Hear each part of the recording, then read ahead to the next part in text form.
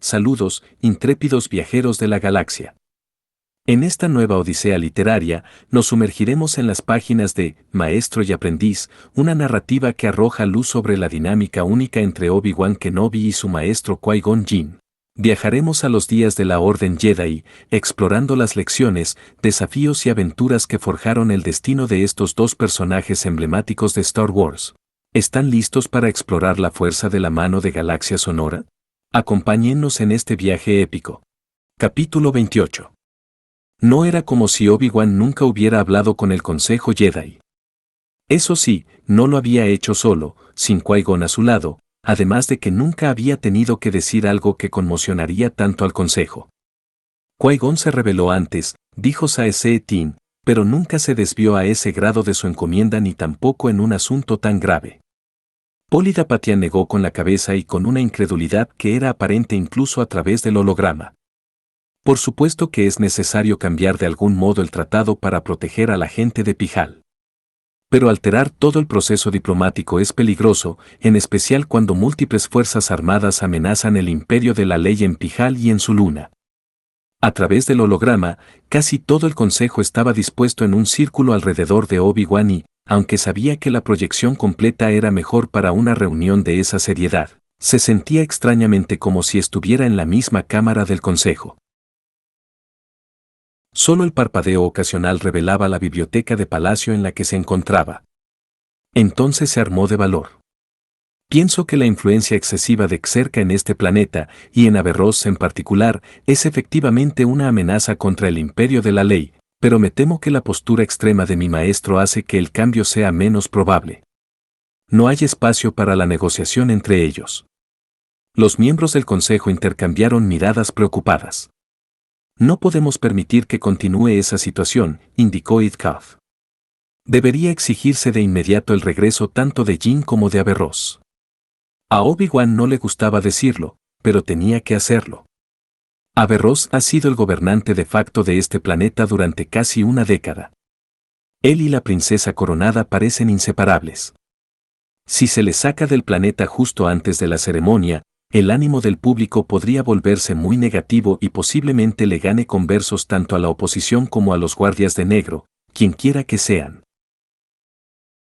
También sospecho que cualquier vacío de poder se lo apropiaría Xerca por estar tan arraigados aquí. ¡Qué desastre!, afirmó Kot, haciendo evidente su molestia.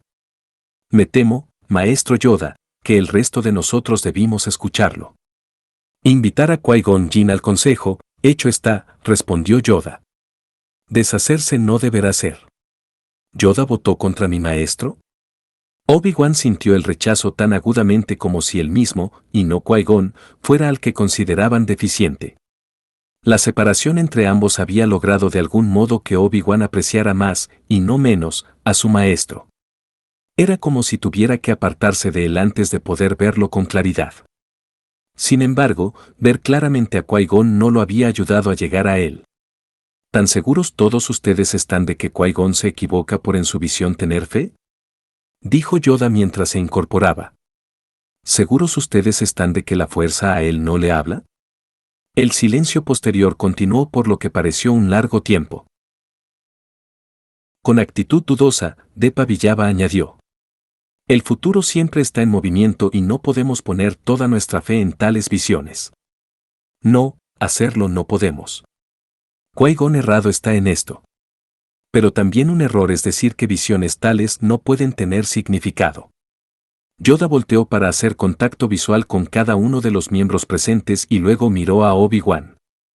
¿Qué evidencia hay de que el sueño de Qui-Gon veraz puede ser? En el sueño, admitió Obi-Wan, Qui-Gon vio con todo detalle el cáliz celestial, que es la cámara para la coronación y la firma del tratado. Cuando vio el cáliz por sí mismo, era idéntico en todos los sentidos a su visión. Pali the Patient inclinó la cabeza, aparentemente impresionado, y no fue el único miembro del consejo que reaccionó de ese modo. Sin embargo, otros siguieron escépticos. Es bien posible que Jin haya visto un holograma o imagen hace mucho tiempo, insistió Kot.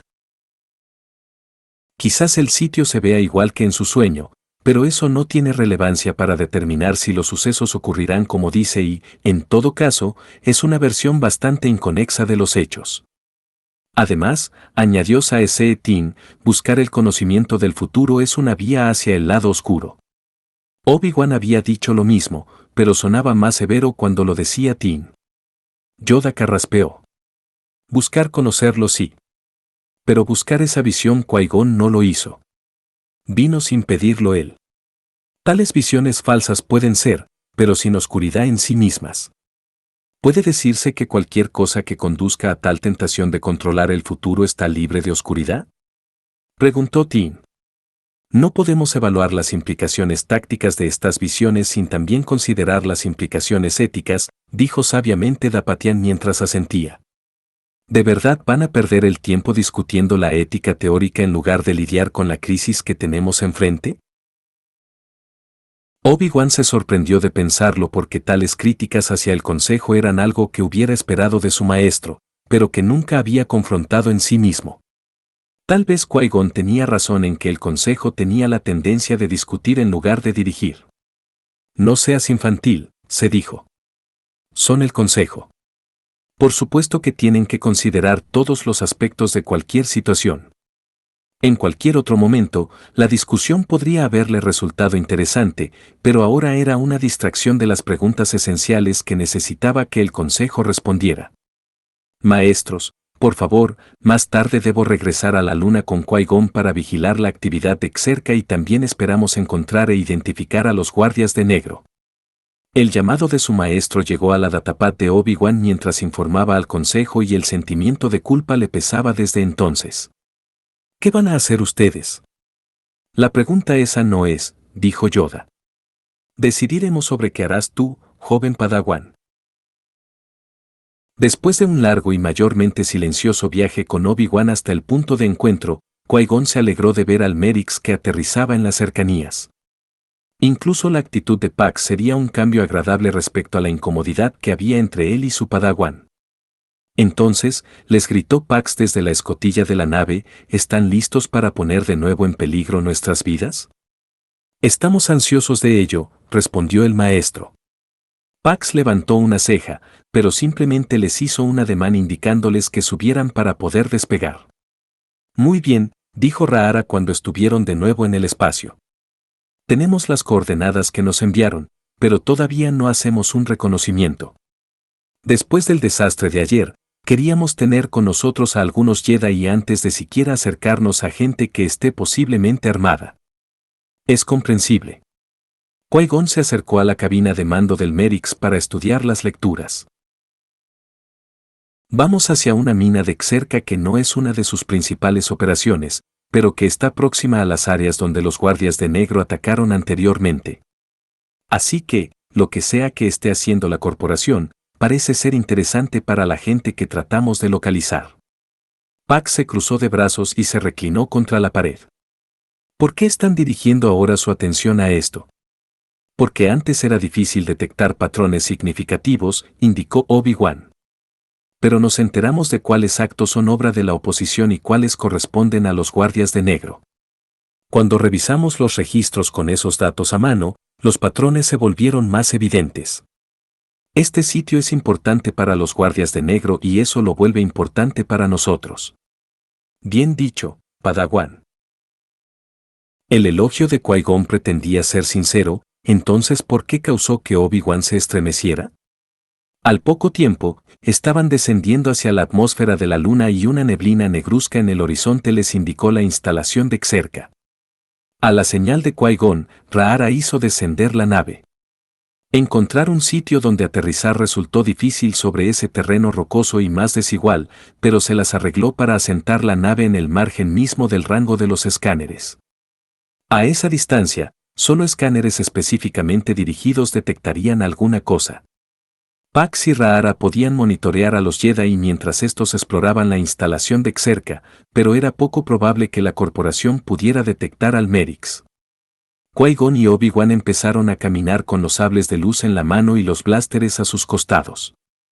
Cualquiera que llevara uno de esos escudos inusuales estaría mucho menos protegido que antes.